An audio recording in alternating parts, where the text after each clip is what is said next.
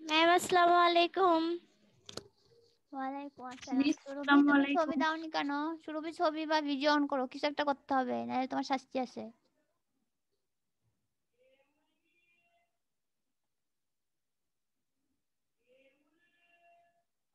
সুরভি শুনতে পেয়েছো?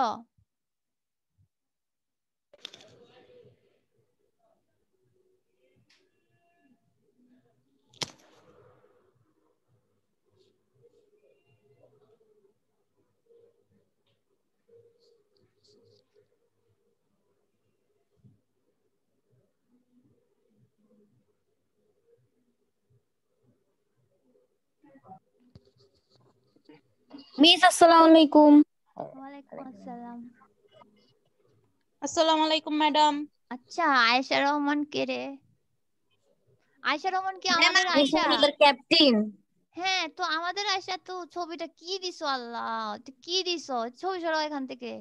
বাচ্চা কাচ্চা দেখলে ভয় পেয়ে যাবে। এটা কোনো ছবি হলো? নিজের ম্যাম ছবি আমি দাও। তো ছবি তুলি না।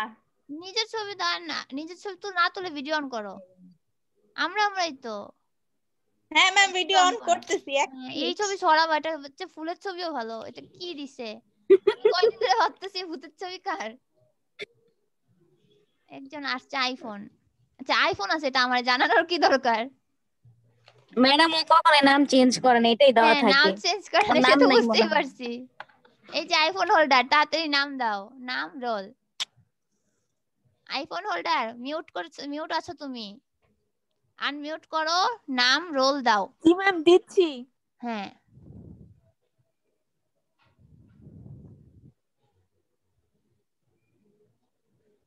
তো আস্তে আস্তে আসলে হবে? একসাথে সবগুলো ওয়েটিং রুমে বসে থাকবো, আমি অ্যাডমিট অল দিব। এত স্লো? আর তোমরা আসবা, আমি একটা একটা করে ঢুকাবো, এভাবে সম্ভব? এভাবে তো 5-10 মিনিট চলে যায়।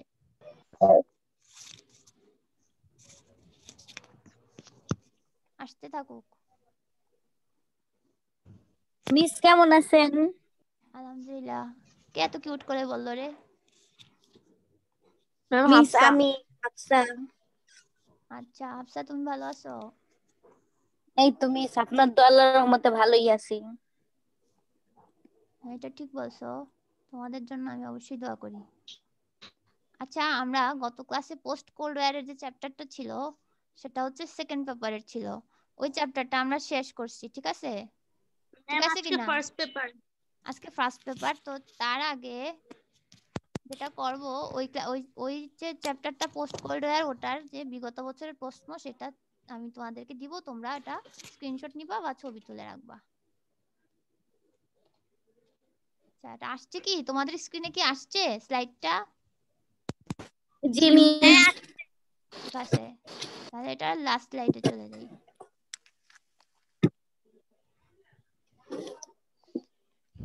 আচ্ছা, এই যে বিগত বছরের বোর্ড প্রশ্ন, বানানো ভুলতেছি।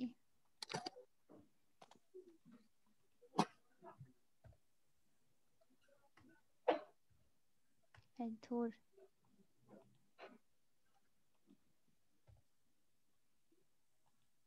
আচ্ছা, দেখো, আমরা যে প্রশ্নগুলো পড়ছিলাম, পোস্ট কোল্ড ওয়ারে যে ঘটনাগুলো ঘটছিল, যে সমাজতান্ত্রিক রাষ্ট্রের উত্থান, তারপর সমাজতান্ত্রিক রাষ্ট্রগুলা আহ, ভেঙে গিয়ে তারপর পরবর্তী বিশ্বে কি ধরনের প্রভাব, স্নায়ুযুদ্ধ পরবর্তী বিশ্বের প্রভাব, তারপর আমরা জার্মানি ঐক্য, বিভক্তি বিভক্তি প্রথমে, তারপর ইউনিফিকেশন, আর তারপর বিভিন্ন রাষ্ট্রের সে সময়কালে বিভিন্ন রাষ্ট্রের স্নায়ুযুদ্ধ পরবর্তীকালীন রাষ্ট্রে যে কি বলে এটাকে, কি বসন্ত ছিল না, অক্টোবর বসন্ত, সেগুলা, যে অনেকগুলা পড়েছে। এ থেকে প্রশ্ন আসলে, বড় প্রশ্ন আসলে আকারে কোনগুলো আসে, আমরা তো অনুধাবন আর জ্ঞানের জন্য সবই পড়বো, তবে প্রয়োগ আর উচ্চতর দক্ষতার জন্য আমরা এই অংশগুলা পড়বো বেশি গুরুত্ব দিয়ে। হ্যাঁ, এই অংশগুলা বেশি গুরুত্ব দিয়ে পড়বো। প্রথম প্রশ্নটা হচ্ছে, উদ্দীপকে উল্লিখিত বৃহৎ রাষ্ট্রটি, উদ্দীপক আর দেই নেই, উদ্দীপক বইয়ে দেওয়া আছে, যেহেতু আমি এখানে বোর্ডে কত সালে আসছে এটা দিয়েছি, তোমরা চাইলে এটা তোমাদের বইয়ের পিছনে অথবা টেস্ট পেপারে পেয়ে যাবা। উদ্দীপকে ওখানে প্রশ্ন ছিল, একটা উদ্দীপক দেয়া ছিল, তো বলা হয়েছে গতে উদ্দীপকে উল্লিখিত বৃহৎ রাষ্ট্রটির বিলুপ্তির কারণ পাঠ্যবইয়ের আলোকে বিশ্লেষণ করো। তো প্রশ্ন দেখেই তোমরা বুঝে যাবা, ইতিহাস কিন্তু উদ্দীপক ধরা খুব সহজ, সিভিক্সে উদ্দীপক ধরতে একটু সমস্যা হয়, কিন্তু ইতিহাসে উদ্দীপক ধরাটা খুবই সহজ। বুঝাই যাচ্ছে বৃহৎ রাষ্ট্রটি হচ্ছে সাবেক সোভিয়েত ইউনিয়ন। তো প্রশ্ন হচ্ছে সাবেক সোভিয়েত ইউনিয়নের বিলুপ্তির কারণ তোমাকে আলোচনা করতে বলেছে এবং আমরা সেটা পড়েছি। এখানে সাবেক সোভিয়েত ইউনিয়নের বিলুপ্তির কারণ লিখবে। উক্ত বৃহৎ রাষ্ট্রটির বিলুপ্তিতে উক্ত উদারনৈতিক শাসকের দায়িত্ব কতটুকু ছিল? আমরা জানি সর্বশেষ যিনি ক্ষমতায় ছিলেন, যার সময় কিনা মূলত সোভিয়েত ইউনিয়ন ভেঙে যায়, সেটা হচ্ছে মিখাইল গর্বাচেভ, এবং তার উদারনৈতিক যে নীতিগুলো ছিল পেরেস্ট্রোইকা এবং গ্লাসনস্ট্র, তার নীতিগুলো এবং তার এই যে লিবারালাইজেশন প্রসেসের কারণে মূলত একটা বড় ভূমিকা রাখে সোভিয়েত ইউনিয়ন ভাঙার পিছনে। তো তার ভূমিকাটা এখানে যাচ্ছে 4-এ। আর পরের প্রশ্ন, এটা হচ্ছে ঢাকা রাজশাহী চট্টগ্রাম বোর্ডে আসছিল 2017-তে। পরের প্রশ্ন হচ্ছে উদ্দীপকে তোমার পাঠ্যক্রমের কোন রাষ্ট্রের বিলুপ্তির কথা বলা হয়েছে? তো উদ্দীপক পড়লে তোমরা আশা করি বুঝতে পারবা, ওখানেও সোভিয়েত ইউনিয়নের কথা বলা হয়েছে, বিলুপ্তির কথা বলা হয়েছে, তাহলে বিলুপ্তি সম্পর্কে আলোচনা করবো। এবং তখন শুধু বিলুপ্তি, কোন রাষ্ট্রের বিলুপ্তি হয়েছে এক লাইনে লিখে দিলে তো আর হলো না, তাতে তো আর 3 আসবে না, তাতে 1 আসবে। আরো 2 পাওয়ার জন্য তোমাদেরকে আলোচনা করতে হবে যে সাবেক সোভিয়েত, নাম কি? তোমাদেরকে লিখতে হবে যে সাবেক সোভিয়েত ইউনিয়ন। কে রে এরকম কথা বলতেছে, দেখছো ডিস্টার্ব করে মেয়েগুলা। আচ্ছা, তোমাদেরকে বলতে হবে এই প্রথম কথাটার উত্তরের সাথে সাথে 1 পেয়ে গেলে, এরপর 2 এর জন্য তোমরা আলোচনা করবে যে সাবেক সোভিয়েত ইউনিয়ন কতগুলো রাষ্ট্র নিয়ে গঠিত হয়েছিল, ওটাকে বাড়ানোর জন্য আর কি কি করা যায়, প্রাসঙ্গিক আরো অনেক কিছু আলোচনা করবা। আলোচনা করে এটা 3 এর উপযোগী করবা। এরপর ঘতে বলা হয়েছে উদ্দীপকে বৃহৎ রাষ্ট্রটির বিলুপ্তির ফলে কি ধরনের পরিবর্তন এসেছে, অর্থাৎ স্নায়ুযুদ্ধ পরবর্তী বিশ্বে কি ধরনের প্রভাব ছিল, স্নায়ুযুদ্ধ পরবর্তী বিশ্বে বা সোভিয়েত ইউনিয়ন ভাঙার ফলে বিশ্বে কি ধরনের পরিবর্তন এসেছে, এটা আমরা আলোচনা করেছিলাম না? ওই চ্যাপ্টারটা অনেক দিন লাগায় শেষ করছি আমরা, তো ওইটা আলোচনা করবা। আর আসছে কি, উদ্দীপকের ঘটনার সাথে তোমার পাঠ্য বইয়ের কোন ঘটনার মিল পাওয়া যায়? এটা হচ্ছে সোভিয়েত ইউনিয়ন ভাঙার ঘটনা। তাহলে দেখো বোর্ড প্রশ্ন আসলে ঘুরে ফিরে বারবার একটা জিনিসই আসতেছে, সেটা হচ্ছে সোভিয়েত ইউনিয়নের ভাঙার কারণে পরবর্তী বিশ্বে প্রভাব, আর হচ্ছে যে উল্লিখিত ঘটনা বিশ্ব শক্তির ভারসাম্যকে নষ্ট করেছে। কিভাবে নষ্ট করেছে? কারণ আমরা জানি যে স্নায়ুযুদ্ধ চলাকালীন 2টা পরাশক্তি ছিল, ফলে ব্যালেন্স অফ পাওয়ার ছিল। স্নায়ুযুদ্ধ শেষ হয়ে যাওয়ার ফলে, অর্থাৎ সোভিয়েত ইউনিয়ন ভেঙে যাওয়ার ফলে একমাত্র পরাশক্তি হয়ে যায় মার্কিন যুক্তরাষ্ট্র, ফলে শক্তির যে ভারসাম্য সেটা আর থাকে নাই, শক্তির ভারসাম্য নষ্ট হয়ে যায়। সুপার পাওয়ার, সোল পাওয়ার, একমাত্র পাওয়ার হয়ে যায় মার্কিন পরাশক্তি। তো এটা আলোচনা করবা 4-এর জন্য। এগুলো হচ্ছে তোমাদের বড় প্রশ্নের জন্য সাজায় গুছায় নোট করে ফেলবা। বইয়ে সব ইনগ্রেডিয়েন্টস দেয়া আছে, তোমাদের কাজ হচ্ছে জিনিসগুলোকে একত্রিত করে সাজানো, এবং প্রয়োজনে তোমরা ইন্টারনেটের সহযোগিতা নিবা। এটা আমাদের অধ্যায়টা শেষ হলো। আজকে আমরা প্রথম পত্র 8ম অধ্যায়ে যাব। এটা ক্রস করে দিয়ে, এটা ছবি তুলে নিছো না ম্যাম? এখানে তো উদ্দীপকটা দাওনি। উদ্দীপক তোমরা তো টেস্ট পেপারে পাবা, বইয়ের পিছনে পাবা, আর ইসের মধ্যে পাবা, বইয়ের অনুশীলনীতে দেওয়া আছে, বইয়ের অনুশীলনীতে দেওয়া আছে তোমাদের বইয়ের, ঠিক আছে? অনুশীলনী তোমাদের এই বইটার এই একটা ভালো দিক, অনুশীলনীতে সব বোর্ড প্রশ্নগুলোই দেওয়া আছে, ঠিক আছে? এটা তুমি পেয়ে যাবা, না পাওয়ার কোনো কারণ নাই। তো এটা আমি ক্লোজ করি, আমি আজকে নতুন চ্যাপ্টারে চলে যাই।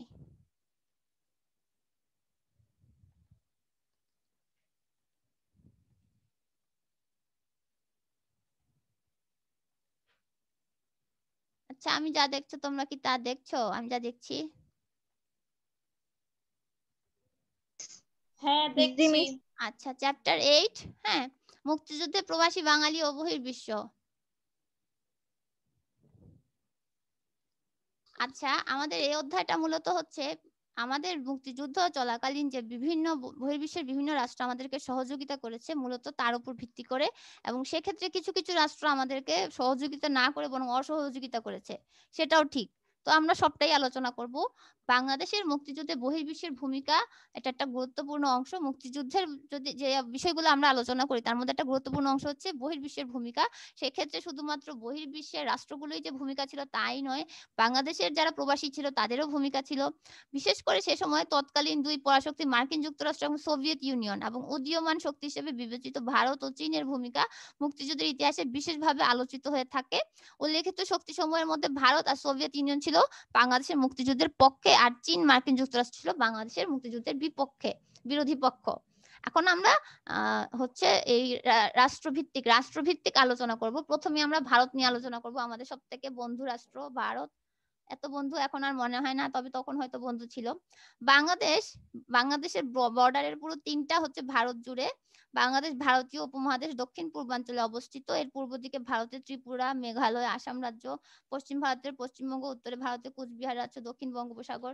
এগুলো তো আমরা জানি যে ভারত কিভাবে চারদিকে ঘিরে রেখেছে, 3 দিকে ঘিরে রেখেছে বাংলাদেশকে। তো ভূমিকাটা কিরকম ছিল বাংলাদেশের? 1 মিনিট।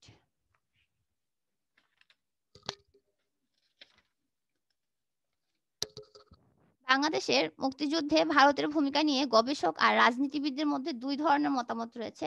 একদল খুব বেশি ইমোশনাল, আবেগপ্রবণ, তারা কিছুতেই স্বীকার করতে চান না যে জাতীয় স্বার্থে ভারত মুক্তিযুদ্ধে সহায়তা করেছে। তারা মনে করে যে ভারত এতই উদার, তাদের কোনোই স্বার্থ ছিল না, নিঃস্বার্থভাবে আমাদেরকে সাহায্য করেছে। এনিওয়ে, দ্বিতীয় দল বলছে যে না, বাংলাদেশ প্রকৃতপক্ষে ভারতের সৃষ্টি। মুক্তিযুদ্ধে ভারতের উদ্দেশ্য যাই থাক না কেন, মানবিক, সামরিক, আর্থিক, রাজনৈতিক, কূটনৈতিক ভূমিকা মুক্তিযুদ্ধকে ত্বরান্বিত করেছে। আসলে এটা সত্যি কথা, এটাও সত্যি কথা যে ভারত সহযোগিতা না করলে আসলে আমাদের পক্ষে জয়লাভ করাটা প্রায় অসম্ভব হয়ে দাঁড়াতো।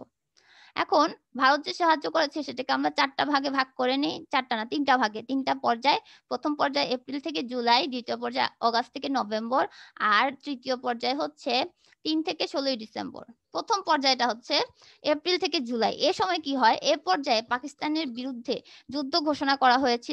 যুদ্ধ ঘোষণার ব্যাপারে কিংবা বাংলাদেশকে সরাসরি সাহায্য দেবার ব্যাপারে ভারতের সরকারি মহলে কোনো আগ্রহ ছিল না। এটা একদম শুরুর দিকের কথা, ভারতের আগ্রহ নাই। 1971 সালের? হ্যাঁ, 1971 সালের, সরি ম্যাম, এই পর্যায়ের সবগুলা কি 1971 সালের? এগুলি সবই 1971 সালের ঘটনা। মুক্তিযুদ্ধ চলাকালীন অন্যান্য বহির্বিশ্বের রাষ্ট্রগুলা কি ধরনের ভূমিকা পালন করেছে।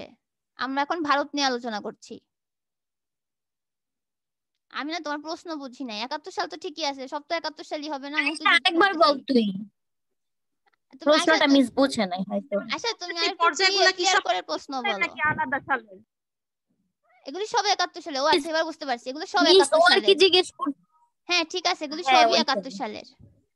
আচ্ছা, তাহলে আমরা প্রথম জি ম্যাম। পর্যায়ে যাই। প্রথম পর্যায়ে সরকারি মহলে, ভারতের সরকারি মহলে আসলে অতটা আগ্রহ ছিল না বাংলাদেশকে সহযোগিতা দিবে। তো এই পর্যায়ে ভারত 2টা কাজ করে। একটা হচ্ছে ভারতের সীমান্ত উন্মুক্ত করে, যাতে বাংলাদেশে যারা বিপর্যস্ত আছে তারা যাতে শরণার্থী হিসেবে আশ্রয় নিতে পারে। আর দ্বিতীয়ত, বাংলাদেশ সরকারকে অবাধে ভারতীয় এলাকায় রাজনৈতিক তৎপরতা চালানোর সুযোগ করে দেয়। কারণ আমাদের প্রবাসী সরকার কিন্তু বাংলাদেশে গঠিত হতে পারে নাই। প্রবাসী সরকার কিন্তু প্রথমে ভারতে ছিল, কারণ বাংলাদেশে তখন কোনো জায়গা নিরাপদ ছিল না। তারপর আমাদের বেতারও কিন্তু প্রথমে চট্টগ্রামের কালুরঘাটে হলেও পরে কিন্তু সেটা বোম ব্লাস্টিং এর ফলে নষ্ট হয়ে যায়, এবং এই বেতারের যন্ত্রপাতি নিয়ে কিন্তু আবার ভারতে চলে যাওয়া হয়। কারণ আমাদের যে ভূখণ্ড তখন একদমই অনিরাপদ। ফলে রাজনৈতিক কর্মকাণ্ড চালানোর জন্য তাদেরকে আর হচ্ছে সাধারণ জনগণকে আশ্রয় দেওয়ার, এই 2টার জন্য ভারত তাদের বর্ডার উন্মুক্ত করে দেয়। এটা হচ্ছে এপ্রিল থেকে জুলাইয়ের ঘটনা। এর ফলে মুক্তিযুদ্ধের সময় গড়ে 20 থেকে 45 হাজার অসহায় নিরস্ত্র মানুষ ভারতে আশ্রয় নেয়। জুন পর্যন্ত শরণার্থীর সংখ্যা দাঁড়ায় প্রায় 50 লাখ। এপ্রিলের শেষ নাগাদ বাঙালি যুবকদের সশস্ত্র ট্রেনিং দেওয়া শুরু হয় ভারতের মাটিতে।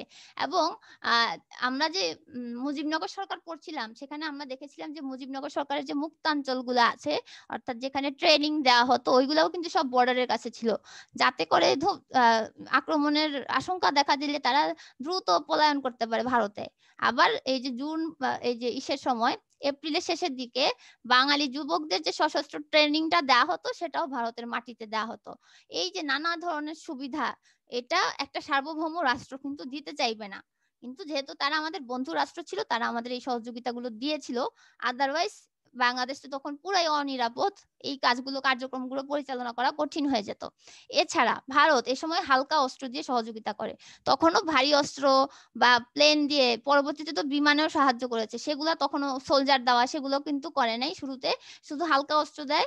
মে মাসে ভারতের গোয়েন্দা সংস্থা আমরা এর নাম শুনেছি, রিসার্চ এন্ড অ্যানালাইসিস উইংস, এর প্রত্যক্ষ তত্ত্বাবধানে গঠিত হয় মুজিব বাহিনী। অর্থাৎ সরাসরি তারা টেকনিক্যালি সহায়তা করছে বাংলাদেশের মুজিব বাহিনীকে। জুন এদের ট্রেনিং শুরু হয়, নভেম্বর পর্যন্ত ট্রেনিং চলে। মুক্তিযোদ্ধাদের ট্রেনিং, শরণার্থীদের আশ্রয়ের পাশাপাশি কলকাতায় প্রবাসী সরকার গঠন, স্বাধীন বাংলা বেতার কেন্দ্র নামে এই সরকারের বেতার কেন্দ্র স্থাপনে ভারত সরকার সহায়তা করে। জুন মাসের তৃতীয় সপ্তাহে মার্কিন প্রতিরক্ষা সচিব সে সময় ছিলেন হেনরি কিসিঞ্জার। তিনি ভারতে সফর করেন এবং ভারতীয় প্রধানমন্ত্রী ইন্দিরা গান্ধীর সঙ্গে বৈঠকে মুক্তিযুদ্ধে ভারতীয় সহযোগিতার প্রত্যাহার প্লিজ, বঙ্গবন্ধুর সাথে যে মহিলাটা উনি কে? ইন্দিরা মানে গান্ধী। ওনার নামটা কি? ও ইন্দিরা গান্ধী সুন্দর না অনেক দেখতে? ইন্দিরা এই গান্ধী যে, খুব সুন্দর ছিল। আচ্ছা, এখন দেখো হেনরি কিসিঞ্জার যে ইন্দিরা গান্ধীর সাথে মিট করতে গেল, হেনরি কিসিঞ্জার কিন্তু ম্যাডাম চাচ্ছিল এটা কিসের বাংলাদেশ। বৈঠক ছিল আর কি ইন্দিরা গান্ধীর এই সাথে? বৈঠকটা হচ্ছে বঙ্গবন্ধুর সাথে ইন্দিরা গান্ধীর বৈঠক। এটা নিচের ক্যাপশন আমার মনে নেই, কিন্তু মুক্তিযুদ্ধের সময়কালের একটা ঘটনা। তো আমি তো চেষ্টা করি প্রাসঙ্গিক কিছু ছবি দিতে, তো এই ছবিটা আমাকে প্রাসঙ্গিক মনে হয়েছে, কিন্তু এই ঘটনার পুরো ব্যাকগ্রাউন্ডটা আমি বলতে পারতেছি না। আচ্ছা, যেটা বলছিলাম, হেনরি কিসিঞ্জার আসছে হচ্ছে ভারতে ইন্দিরা গান্ধীর সাথে দেখা করতে। সে সময় মার্কিন যুক্তরাষ্ট্রের ভূমিকাটা কিন্তু ছিল নেতিবাচক, তারা কিন্তু বাংলাদেশের পক্ষে না। তো সে তখন ইন্দিরা গান্ধীকে রিকোয়েস্ট করলো যেন ভারত বাংলাদেশকে সহযোগিতা না করে। মার্কিন যুক্তরাষ্ট্রের পররাষ্ট্রমন্ত্রী ভারতের প্রধানমন্ত্রীকে বলছে যেন ভারত বাংলাদেশকে সহযোগিতা না করে, কিন্তু ইন্দিরা গান্ধী এই হেনরি কিসিঞ্জারের এই যে আহ্বান সেটাকে প্রত্যাখ্যান করে।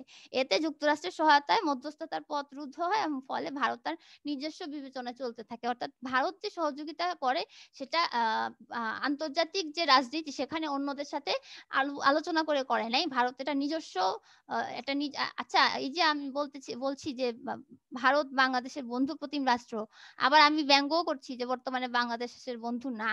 এটার একটা অন্যতম কারণ হচ্ছে এই যে যে কিনা ক্ষমতাসীন রাজনৈতিক দল অথবা ক্ষমতাসীন যে রাজনৈতিক নেতা, এদের একটা ভূমিকা আছে। বর্তমান যিনি নেতা তাকে তোমরা সবাই চিনো, তাকে আমার ততটা বন্ধু প্রতিম মনে হয় না, কিন্তু ইন্দিরা গান্ধী হয়তো ভালো মানুষ ছিল। সে সত্যিকারই বাংলাদেশের ভালো চাইতো বলেই বাংলাদেশের জন্য বাংলাদেশের স্বাধীনতা যুদ্ধের সময় এগিয়ে এসেছে। এখন আমরা দ্বিতীয় পর্যায়ে চলে যাই। প্রথম পর্যায়ে কি কি আলোচনা করছি তোমরা বুঝছো না? সহজ ভাষায় বলছি। হালকা অস্ত্র দিয়ে সহযোগিতা করেছে। হালকা অস্ত্র দিয়ে সহযোগিতা করেছে। শুরুতে সরকারি পর্যায়ে সহযোগিতা দেওয়ার ইচ্ছা ছিল না, পরবর্তীতে সামান্য সহযোগিতা দেওয়া শুরু করে, শরণার্থী আশ্রয় দেওয়ার সুযোগ দেয় এবং রাজনৈতিক কর্মকাণ্ড চালানোর জন্য বর্ডার উন্মুক্ত করে দেয়। এখন হচ্ছে দ্বিতীয় পর্যায়ে, যেটা অগাস্ট থেকে নভেম্বর। জুলাই মাস থেকে ভারতীয় বাহিনী পাকিস্তানের বিভিন্ন সামরিক ঘাঁটি নিয়মিত ধ্বংস করার কাজে আত্মনিয়োগ করে। এই মাসে চীন মার্কিন যুক্তরাষ্ট্রের সাথে পাকিস্তানি সমঝোতায় পৌঁছলে, পাকিস্তানি দেখো যে আন্তর্জাতিক রাজনীতিতেও কিন্তু ভূমিকা রাখছে। পাকিস্তান করছে কি, আন্তর্জাতিক রাজনীতিতে যে বড় পরাশক্তি চীন আর মার্কিন যুক্তরাষ্ট্র তাদের সাথে হাত করেছে। তাদের সাথে তারা সমঝোতায় কি পৌঁছলো যে সোভিয়েত ইউনিয়ন ভারতের দিকে ঝুঁকে পড়ে। মানে সেই সমঝোতায় চীন মার্কিন যুক্তরাষ্ট্র যখন চীন এবং মার্কিন যুক্তরাষ্ট্র পাকিস্তানের পাকিস্তানি হলো, তখন সোভিয়েত ইউনিয়ন ঠিক করলো যে সে ভারতকে সমর্থন দিবে। কারণ আমরা তো স্নায়ুযুদ্ধ অলরেডি পড়েছি, আমরা দেখি যেখানে তুমি ইউএস দেখবে ঠিক উল্টা দিকে তোমরা ইউএসএসআর দেখবে, তাই না? তো যেহেতু মুক্তিযুদ্ধে ইউএস বিপক্ষে গেছে, তার মানে আমরা ধরেই নিতে পারি যে সোভিয়েত ইউনিয়ন আমাদের পক্ষে থাকবে। এটা হচ্ছে তাদের পোলারাইজেশন। হ্যাঁ, তো 9 আগস্ট রুশ ভারত মৈত্রী চুক্তি স্বাক্ষরিত হলে বাংলাদেশ সংক্রান্ত ভারতের নীতি কর্মসূচিতে সামান্য পরিবর্তন দেখা দেয়। ইন্দিরা গান্ধী সেপ্টেম্বরে রাশিয়া সফর করলে মস্কো দিল্লি চুক্তির আওতায় ভারতকে সহায়তার আশ্বাস দেওয়া হয়। অর্থাৎ মার্কিন যুক্তরাষ্ট্র নিষেধ করেছে সাহায্য করতে বাংলাদেশকে, আর মস্কো বলছে সাহায্য করতে। মস্কো মানে হচ্ছে রাশিয়া সাহায্য করতে বলছে। 23 নভেম্বর ইয়াহিয়া খান 10 দিনের মধ্যে যুদ্ধ শুরুর ঘোষণা দিলে পাকিস্তানের সাথে ভারতের যুদ্ধ অনিবার্য হয়ে যায়। অর্থাৎ তখনও ভারতের সাথে পাকিস্তানের যুদ্ধ শুরু হয় নাই, তখন পর্যন্ত বাংলাদেশ বনাম পাকিস্তান চলছে। ভারত এখন এই তৃতীয় পর্যায়ে গিয়ে ভারত এটার সাথে সংযুক্ত হয়ে যাবে। তৃতীয় পর্যায়ে আসি। 3 ডিসেম্বর ভারতের বিমান ঘাঁটিতে পাকিস্তান বিমান হামলা চালায়, তখন যুদ্ধ চূড়ান্ত রূপ লাভ করে এবং ভারত পাকিস্তানের বিরুদ্ধে যুদ্ধ ঘোষণা দিয়ে দেয়। 6 ডিসেম্বর বাংলাদেশ ভারতকে স্বীকৃতি দেয়। 6 ডিসেম্বর, এটা আমাদের জ্ঞানমূলকের জন্য লাগবে যে কত তারিখে ভারত বাংলাদেশকে স্বীকৃতি দেয়। 6 ডিসেম্বর ভারত স্থল ও নৌ বিমানপথে যুদ্ধ শুরু করে এবং বাংলাদেশের অভ্যন্তরে প্রবেশ করে। পাকিস্তান প্রতিটি ক্ষেত্রে পরাজিত হয়। ভারতীয় মিত্র ও বাঙালি মুক্তি বাহিনী সম্মিলিতভাবে 15 ডিসেম্বর ঢাকা পৌঁছে। 16 ডিসেম্বর পাক বাহিনীর যে অধিনায়ক লেফটেন্যান্ট জেনারেল আমির আব্দুল্লাহ নিয়াজি যৌথ বাহিনীর অধিনায়ক লেফটেন্যান্ট জেনারেল জগদীশ সিং আরোরার কাছে আত্মসমর্পণ করে। এর মাধ্যমে যুদ্ধ শেষ হয়। এর চেয়ে আমাদের 3টা পয়েন্ট গেল। আমাদের চতুর্থ পয়েন্ট হচ্ছে মুক্তিযুদ্ধে ভারতের বেসরকারি সহযোগিতা। বেসরকারি সহযোগিতার মধ্যে ভারতের যে অধিকাংশ রাজনৈতিক দল ছিল, সংগঠন, বুদ্ধিজীবী, পেশাজীবী শ্রেণী, জনগণ মুক্তিযুদ্ধের পক্ষে অকুণ্ঠ সহানুভূতি প্রকাশ করে। এছাড়া সরকারি দল কংগ্রেস ছাড়া অন্যান্য যে রাজনৈতিক দল আছে, কমিউনিস্ট পার্টি, সোশ্যালিস্ট পার্টি, ভারতীয় কমিউনিস্ট পার্টি, জনসংঘ মুক্তিযুদ্ধের সমর্থন দেয়। মুক্তিযুদ্ধের পক্ষে জনমত সংগঠন, শরণার্থীদের আশ্রয়, খাদ্য দিয়ে সহায়তা, সর্বস্তরের ভারতীয় জনগণ স্বেচ্ছাসেবী সংগঠন তৈরি করে সহযোগিতা করে। বুদ্ধিজীবীরা শিল্পী, সাহিত্যিক, বুদ্ধিজীবী সমিতি গঠন করে অর্থ সংগ্রহ করে, তারা ডোনেশন তুলে এবং জনমত সৃষ্টিতে অবদান রাখে। ভারতের বিখ্যাত সঙ্গীতজ্ঞ পণ্ডিত রবিশঙ্কর, তিনি মার্কিন যুক্তরাষ্ট্রের লস অ্যাঞ্জেলেসে বাংলাদেশের জন্য একটা কনসার্টের আয়োজন করে। ওটা ছিল $10 লক্ষ ভারতীয় শরণার্থী শিশুদের জন্য দান করে। বিশেষ করে পশ্চিমবঙ্গের জনগণ বাংলাদেশ সেবা সংঘ, স্বাধীন বাংলা সংগ্রাম সহায়ক সমিতি নামে বিভিন্ন সংগঠনের মাধ্যমে সহায়তার হাত বাড়িয়ে দেয়। ভারত সরকার শরণার্থীদের খরচ সংগ্রহের জন্য শরণার্থী কর ভারতীয়র উপর আরোপ করে, তা নির্দ্বিধায় তারা দিয়ে আচ্ছা, শরণার্থী যে কর দেওয়ার ব্যাপারটা আছে, এই করটা মওকুফ করে দিয়ে সেই করটা তারা নিজেরাই নিজেদেরকে দিয়ে বাংলাদেশের প্রতি মমত্ববোধ প্রকাশ করে। এভাবে মুক্তিযুদ্ধে 9 মাস শরণার্থীদের আশ্রয়, মুক্তিযোদ্ধাদের ট্রেনিং প্রদান, অস্ত্র দেওয়া, প্রবাসী বাংলাদেশের জনমত গঠন, আন্তর্জাতিক ফোরামে বাংলাদেশের পক্ষে জনমত গঠন, সর্বোপরি চূড়ান্ত পর্বে মুক্তিযুদ্ধে অংশগ্রহণ, এইভাবে ভারত বাংলাদেশের পক্ষে সমর্থন যোগায়। ভারত সরকারের ত্রাণ মন্ত্রণালয়ের হিসাবে শরণার্থীদের পিছনে ভারতের খরচ ছিল $367 মিলিয়ন মার্কিন ডলার।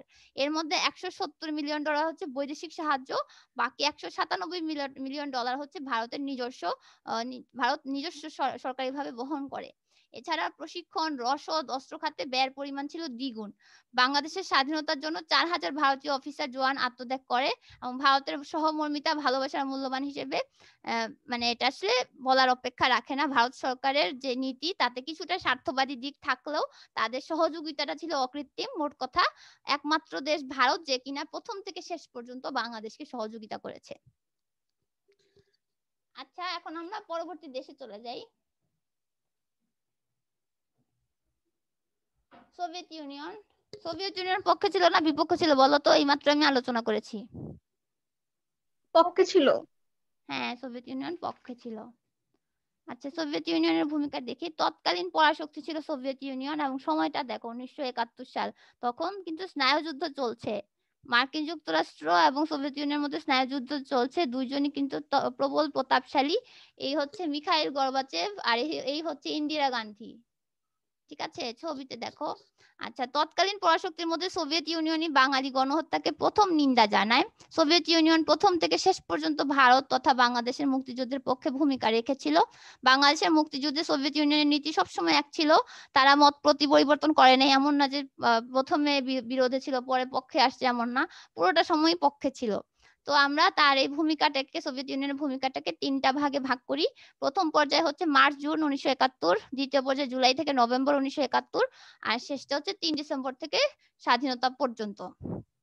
প্রথম পর্যায়ে মার্চ-জুন, এ সময় বাংলাদেশের মুক্তিযুদ্ধে সোভিয়েত নীতির প্রথম পর্যায়ে অনেক সতর্কতা লক্ষ্য করা যায়। কারণ এ সময় অর্থাৎ 71 সালে 30শে মার্চ কমিউনিস্ট পার্টি, বাংলাদেশে কিন্তু বেশ কিছু কমিউনিস্ট পার্টি ছিল, তো কমিউনিস্ট পার্টির 24তম কংগ্রেসে ব্রেজনেভ ভাষণে পূর্ব বাংলার জনগণের ন্যায়সঙ্গত অধিকারের ভিত্তিক রাজনৈতিক সমাধান পৌঁছানোর কথা বলে।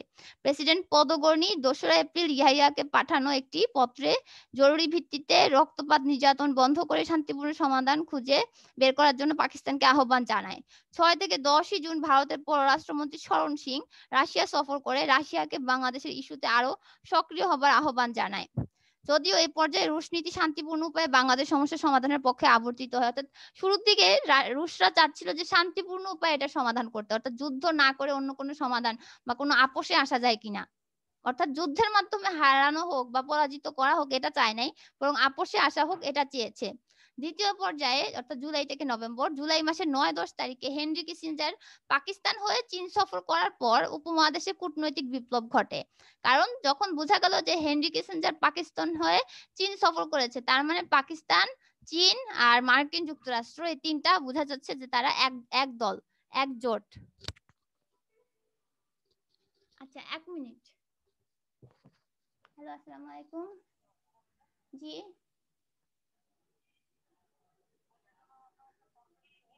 হ্যাঁ হ্যাঁ হ্যাঁ আপনি আসেন।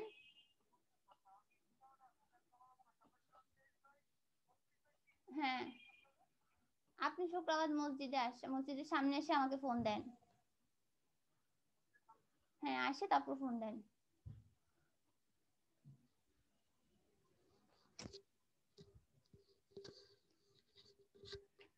আচ্ছা, তো তখন আমরা দেখলাম যে চীন, মার্কিন যুক্তরাষ্ট্র আর পাকিস্তান হচ্ছে একজোট হয়ে গেছে। এটা হচ্ছে কূটনৈতিক বিপ্লব। মানে কূটনৈতিক ভাবে তারা কে কাকে সাহায্য করতেছে সেটা দেখছিলাম। তো হেনরি কিসিঞ্জার পাকিস্তান হয়ে চীন সফর করার পর তিনি পিকিং থেকে ফিরে ঘোষণা দেন, পিকিং তো চীনের একটা স্থান, ওখান থেকে ফিরে তিনি ঘোষণা করেন যে ভারত পাকিস্তান আক্রমণ করলে চীন হস্তক্ষেপ করবে এবং আমেরিকা ভারতের সাহায্যে নাও এগিয়ে আসতে পারে। অর্থাৎ চীন পাকিস্তানের পক্ষ হয়ে বাংলাদেশকে আক্রমণ করবে এবং মার্কিন যুক্তরাষ্ট্র ভারতের সহযোগিতায় আসবে না, এভাবে তারা ঘোষণা দিচ্ছে। দেখো কত খারাপ ছিল। এর ফলে ভারত ও সোভিয়েত ইউনিয়নের পারস্পরিক নিরাপত্তার অভাববোধ থেকে 1971 সালের 9 আগস্ট স্বাক্ষরিত হয় রুশ ভারত মৈত্রী চুক্তি। 1971 সালের 9 আগস্ট এই চুক্তিতে পাকিস্তানকে নৈতিকভাবে দুর্বল করে। রাশিয়া এতদিন বিবৃতি ও পত্রের মাধ্যমে বাংলাদেশকে গণহত্যার নিন্দা, শান্তিপূর্ণ উপায়ে সমস্যা সমাধানের নীতিতে বিশ্বস্ত থাকলেও এই নীতি থেকে সরে যায় এবং সক্রিয় নীতিতে অগ্রসর হয়। অর্থাৎ এরপরে 27 এবং 29 সেপ্টেম্বর ভারতের প্রধানমন্ত্রী মস্কো সফরের পর রুশ নীতির এই অবস্থান আরো দৃঢ় হয়। তা এখন সোভিয়েত ইউনিয়ন মনে করছে যে আপোষ নীতি না, বরং সরাসরি যুদ্ধের মাধ্যমে এদেরকে পরাজিত করতে হবে। এটা হচ্ছে তাদের নীতি। এটা সেকেন্ড স্টেজে। থার্ড স্টেজে 3 ডিসেম্বর থেকে পাকিস্তান ন্যায়সঙ্গত ও শান্তিপূর্ণভাবে বাংলাদেশ সমস্যা সমাধানে ব্যর্থ হওয়ায় সোভিয়েত ইউনিয়ন ভারতীয় দৃষ্টিভঙ্গিকেই সমর্থন করে। তারা এখন ভারতকে সমর্থন দিবে। 3 ডিসেম্বর চূড়ান্ত যুদ্ধ শুরু হলে সোভিয়েত ইউনিয়ন যুদ্ধের জন্য সরাসরি পাকিস্তানকে দায়ী করে। সোভিয়েত ইউনিয়ন তার সীমান্ত রক্ষা এবং জাতীয় স্বার্থে নিষ্ক্রিয় থাকবে না বলেও হুমকি দেয়। যদিও জাতিসংঘের বাইরে ভারতকে কূটনৈতিক নৈতিক সমর্থন দিলেও সে সময় রাশিয়া একটি বড় ধরনের যুদ্ধে জড়াতে চায়নি। কিন্তু এই যে তারা যে আন্তর্জাতিক প্ল্যাটফর্মে বাংলাদেশ এবং ভারতকে সমর্থন দিচ্ছে, এটা কিন্তু অনেক বড় একটা ব্যাপার ছিল। কারণ তখন কিন্তু সাবেক সোভিয়েত ইউনিয়ন কিন্তু মার্কিন যুক্তরাষ্ট্রের মতো আরো একটা পরাশক্তি। তো সোভিয়েত ইউনিয়ন এ পর্যায়ে বাংলাদেশের মানুষের ইচ্ছে অনুযায়ী নির্বাচিত প্রতিনিধি অর্থাৎ আওয়ামী লীগের কাছে ক্ষমতা হস্তান্তরের প্রাধান্য দেয়। পাকিস্তান এই প্রস্তাব প্রত্যাখ্যান করে যুদ্ধ ভয়াবহ রূপ নিলে সোভিয়েত ইউনিয়ন যুদ্ধবিরতি বিলম্বিত করার সিদ্ধান্ত গ্রহণ করে যেন ভারতীয় বাহিনী সামরিক বিজয়ের প্রয়োজনীয় সময় এবং সুযোগ পায়। নিরাপত্তা পরিষদের পরিবর্তে জাতিসংঘের সাধারণ পরিষদে 7 ডিসেম্বর যুদ্ধবিরতির প্রস্তাব উত্থাপিত হলে সোভিয়েত ইউনিয়ন তৃতীয়বারের মতো ভেটো প্রয়োগ করে। অর্থাৎ যুদ্ধবিরতির জন্য যে প্রস্তাব উঠানো হয় সেখানে সোভিয়েত ইউনিয়ন ভেটো প্রয়োগ করে, মানে সেটা না করছে। এবং আমরা তো জাতিসংঘের নিরাপত্তা পরিষদের গঠনে দেখেছিলাম যে 5টা স্থায়ী সদস্য রাষ্ট্রের যে কোনো একটা যদি ভেটো দেয় তাহলে ওই প্রস্তাবটা বাতিল হয়ে যায়। তার মানে তারা যুদ্ধ বন্ধের যেহেতু ভেটো দিয়েছে, তার মানে যুদ্ধ বন্ধের প্রস্তাবটা বাতিল হয়ে গেল। এরপর হচ্ছে ভারতীয় বাহিনী ঢাকা দখল করার পূর্ব মুহূর্ত পর্যন্ত যে কোনো প্রকারের যুদ্ধবিরতির পদক্ষেপে বানচাল করার ছিল এই ভেটো দানের উদ্দেশ্য। এবং 16 ডিসেম্বর পাক বাহিনী আত্মসমর্পণ করার পর নিরাপত্তা পরিষদে সোভিয়েত ইউনিয়ন ভেটো প্রয়োগ না করায় শেষ পর্যন্ত 21 ডিসেম্বর যুদ্ধবিরতি প্রস্তাব গৃহীত হয়। এভাবে দেখা যায় যে রুশ নীতি আগাগোড়া মধ্যপন্থী হলেও মুক্তিযুদ্ধের শেষ পর্যায়ে এসে সোভিয়েত ইউনিয়ন কৌশলগত কারণে বাংলাদেশপন্থী নীতি গ্রহণ করে। তবে মুক্তিযুদ্ধের 9 মাস গণহত্যার বিরুদ্ধে বাঙালি ন্যায়সঙ্গত দাবির সপক্ষে রাশিয়া ভূমিকা রাখে। এখন হচ্ছে মার্কিন যুক্তরাষ্ট্র। এই যে মার্কিন যুক্তরাষ্ট্রের তৎকালীন পররাষ্ট্রমন্ত্রী হচ্ছে হেনরি কিসিঞ্জার, আর তখন প্রেসিডেন্ট ছিলেন নিক্সন। মার্কিন নীতিটাকেও আমরা কয়েক ভাগে ভাগ করব, 4টা ভাগে ভাগ করব। বাংলাদেশের মুক্তিযুদ্ধে ভারতের ভূমিকা নিয়ে গবেষক এবং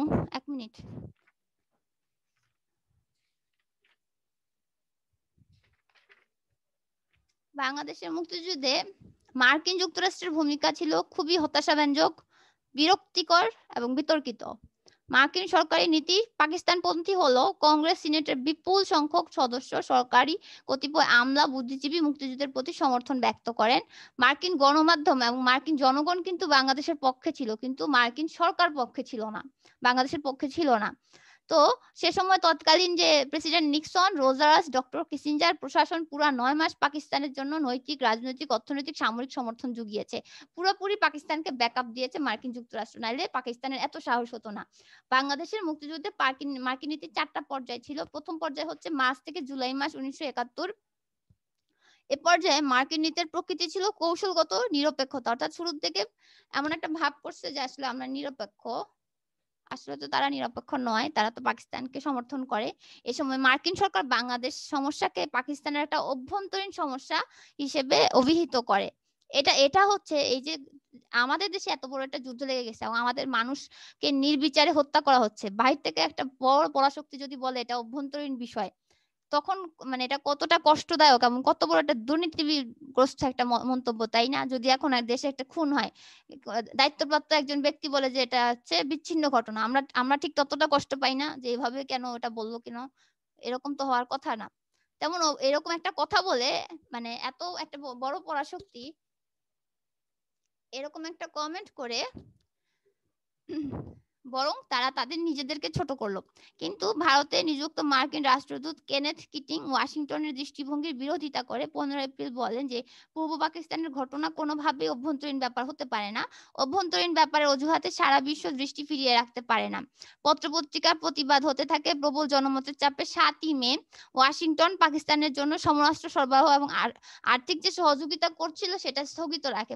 অর্থাৎ এতদিন পর্যন্ত 7ই মে আগ পর্যন্ত, মার্চ থেকে 7ই মে 2 মাস ধরে মার্কিন যুক্তরাষ্ট্র পাকিস্তানকে সমরাস্ত্র দিচ্ছিল এবং সমর্থন দিচ্ছিল, আর্থিক সহযোগিতাও করছিল। এছাড়া 12 জুন 1971 নিক্সন প্রশাসন পূর্ব পাকিস্তান সমস্যার রাজনৈতিক সমাধানের আহ্বান জানায়। তবে অস্ত্র সাহায্য বন্ধ থাকলেও প্রচুর মার্কিন অস্ত্র পাকিস্তান যাচ্ছে বলে পত্রপত্রিকায় সমালোচনা শুরু হলে পররাষ্ট্র দপ্তর থেকে বলা হয় যে অস্ত্রগুলো সরবরাহের জন্য 25 মার্চের আগেই চুক্তি স্বাক্ষর করা ছিল। এটা বলে রাখা ভালো যে মার্কিন যুক্তরাষ্ট্রের কিন্তু ব্যবসায়িক বাণিজ্যের একটা বড় জায়গা হচ্ছে অস্ত্র ব্যবসা। তো যারা কিনা সবচেয়ে বেশি অস্ত্র ব্যবসা করে, অস্ত্র ব্যবসায় যারা বিশ্বের শীর্ষে, তারা যদি পাকিস্তানকে অস্ত্র সরবরাহ করে তাহলে আমরা কতখানি আমরা বিরোধী পক্ষ হিসেবে বাংলাদেশ কতখানি দুর্বল ছিলাম। তো জুনের শেষ নাগাদ মার্কিন সরকার পাকিস্তানের সাথে $4.3 মিলিয়ন দুটি চুক্তি করে এবং এই অর্থ বাঙালি হত্যাযজ্ঞে ব্যবহৃত হয়।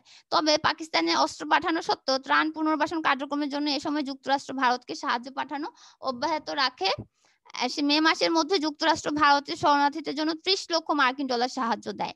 অবশ্য এর উদ্দেশ্য ছিল হোয়াইট হাউস বিরোধী যে সমালোচনা চলছিল সেই সমালোচনার তীব্রতাটা কমিয়ে আনা এবং সাহায্য অব্যাহত রাখার জন্য রাজনৈতিক সমাধান খুঁজে বের করা। পরের পর্যায়ে হচ্ছে জুলাই থেকে অগাস্ট 1971 সাল। বাংলাদেশের মুক্তিযুদ্ধে মার্কিন নীতির দ্বিতীয় পর্যায় শুরু হয় জুলাই মাসে। এই পর্যায়ে মার্কিন নীতির 2টা বৈশিষ্ট্য পাবো আমরা। প্রথম বৈশিষ্ট্যটা হচ্ছে রাশিয়াকে প্রতিরোধে মার্কিন যুক্তরাষ্ট্র চীনকে স্বীকৃতি এবং জাতিসংঘের সদস্যপদ লাভের প্রতিশ্রুতি দেয়। অর্থাৎ চীনকে রাশিয়াকে দুর্বল করে দেওয়া, মূল উদ্দেশ্য হচ্ছে রাশিয়াকে দুর্বল করবে। এর জন্য আরেকটা শক্তিকে যদি তুমি করো, আরো বেশি আরো বেশি সুযোগ করে দেওয়া যদি প্রয়োজন হয় তাহলে সেটাও করে দিতে মার্কিন যুক্তরাষ্ট্রের সমস্যা নেই। তো সোভিয়েত ইউনিয়নকে দুর্বল করার জন্য মার্কিন যুক্তরাষ্ট্র চাইলেও চীনকে শক্তিশালী করবে। সেটা কি হবে? সে চীনকে স্বীকৃতি দিবে এবং জাতিসংঘের সদস্যপদ লাভের প্রতিশ্রুতি দেয়। এই উদ্দেশ্যে হেনরি কিসিঞ্জার হঠাৎ করে বেজিং সফরে যায়। আমরা একটু আগে দেখেছিলাম যে সে বেজিং সফরে যায় সে সময়, এবং যুক্তরাষ্ট্রের পাকিস্তান ঘেঁষা নীতি সক্রিয় হয়ে ওঠে।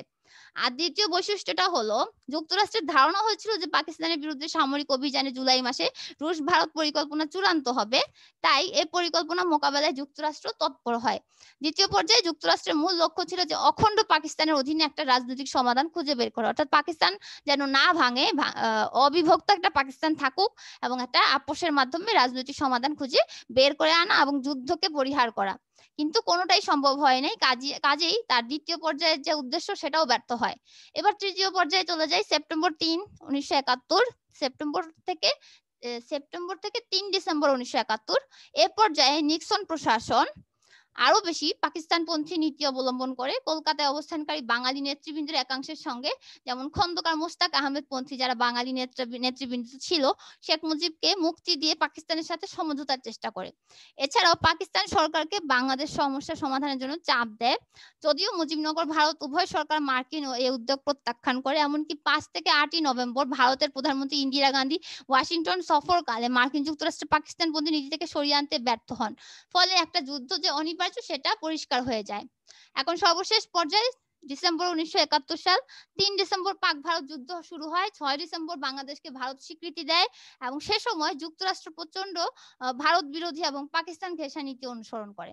পাকিস্তানকে যাবতীয় নৈতিক কূটনৈতিক সমর্থন দানের জন্য প্রেসিডেন্ট নিক্সন হেনরি কিসিঞ্জারকে নির্দেশ দেন।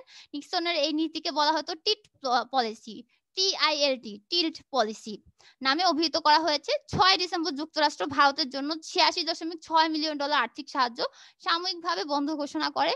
অন্যদিকে জাতিসংঘের মাধ্যমে কূটনৈতিক চাপ প্রয়োগ অব্যাহত থাকে। উল্লেখ্য 5 ডিসেম্বর জাতিসংঘে মার্কিন স্থায়ী প্রতিনিধি জর্জ বুশ ভারতকে প্রথম আক্রমণকারী বলে উল্লেখ করেন। 7 ডিসেম্বর হোয়াইট হাউসে সাংবাদিক সম্মেলনে কিসিঞ্জার ভারতকে আক্রমণকারী ও বিশ্বাসঘাতক হিসেবে অভিযুক্ত করে।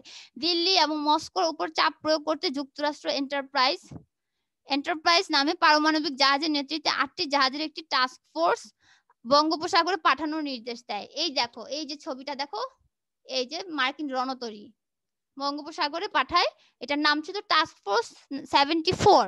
একই সঙ্গে যুদ্ধবিরতির লক্ষ্যে জাতিসংঘ মার্কিন কূটনীতি সক্রিয় থাকে। উল্লেখ্য যুদ্ধবিরতির লক্ষ্যে জাতিসংঘ নিরাপত্তা পরিষদে 4 ও 12 ডিসেম্বর যথাক্রমে প্রথম ও দ্বিতীয় মার্কিন যুদ্ধবিরতির প্রস্তাব উত্থাপিত হয়। কিন্তু যেহেতু সোভিয়েত ইউনিয়ন বারবার ভেটো দিচ্ছিল যুদ্ধবিরতি না দেওয়ার জন্য, তো এই যুদ্ধবিরতির প্রস্তাবটা বাতিল হয়ে যায় সোভিয়েত ইউনিয়নের ভেটোর কারণে। তারপর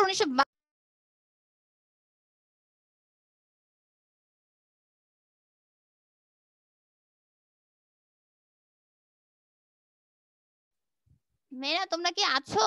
ইন্টারনেট কি ডিসকানেক্টেড হয়ে গিয়েছিল? নো মিস, আছি তো আমরা। আমার এখানে যেটা অফ হয়ে গেল। আচ্ছা আমি আবার প্লে করি। মিস আমাদেরটাও তো আসে নাই। স্ক্রিনটা চলে গেছে না, আমি সেটাই বলছিলাম, স্ক্রিনটা চলে গেছে হ্যাঁ ইন্টারনেটের মিস কারণে। নাই।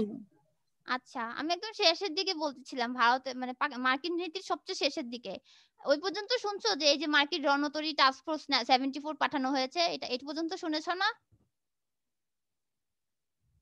এখন আবার কথা বলে না। জি মিস। হ্যাঁ আচ্ছা, তাহলে আর 2-4 লাইন আছে। 1972 সালের 8 জানুয়ারি মার্কিন টাস্কফোর্স 74 ভারত মহাসাগরে ত্যাগ করে এবং এভাবে বাংলাদেশের মুক্তিযুদ্ধে মার্কিন নীতি একদিকে বাংলাদেশ বিরোধী ছিল, তেমনি নিজ দেশের জনগণ কর্তৃক নীতিটি পরিত্যক্ত হয়। অর্থাৎ শুধুমাত্র যে বাংলাদেশের জনগণ এটা বিরোধিতা বা বাংলাদেশের জনগণের কাছে এটা কি বলে অপাংক্তেয় ছিল ব্যাপারটা তাই না, মার্কিন জনগণ পর্যন্ত সেটাকে প্রত্যাখ্যান করেছে। আচ্ছা মুক্তিযুদ্ধে মার্কিন যুক্তরাষ্ট্রের বেসরকারি পর্যায়ে ভূমিকাটা দেখি, কারণ মার্কিন যুক্তরাষ্ট্রের জনগণ কিন্তু বাংলাদেশের মানুষের পক্ষে ছিল।